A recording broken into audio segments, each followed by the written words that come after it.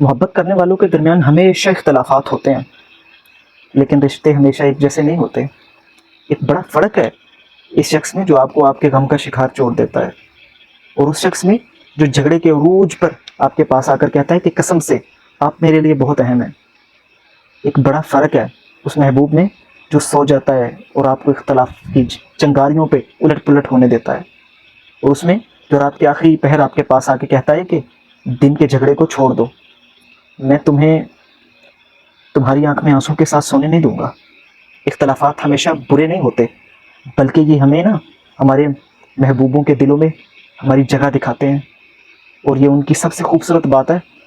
اس سے خوبصورت کچھ نہیں ہے کہ آپ کو یہ احساس ہو کہ آپ کی اہمیت کم نہیں ہوئی، چاہے آپ نے غلطی کی ہو اور ان کا دل توڑا ہی ہو۔ چاہے ہر محبت کرنے والے جوڑے کے درمیان ایک دھاگا ہوتا ہے۔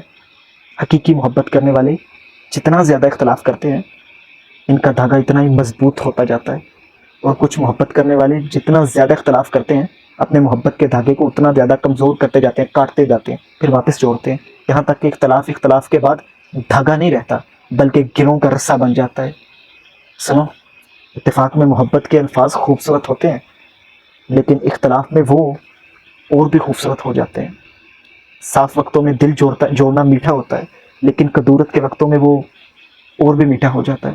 قدیم عرب کہتے ہیں جو آپ کو ناراض کرے لیکن آپ کو نقصان نہ پہنچائے، اسے دوست بنائیں، اور میں آپ سے کہتا ہوں اسے محبوب اور سہارا بنا لیں۔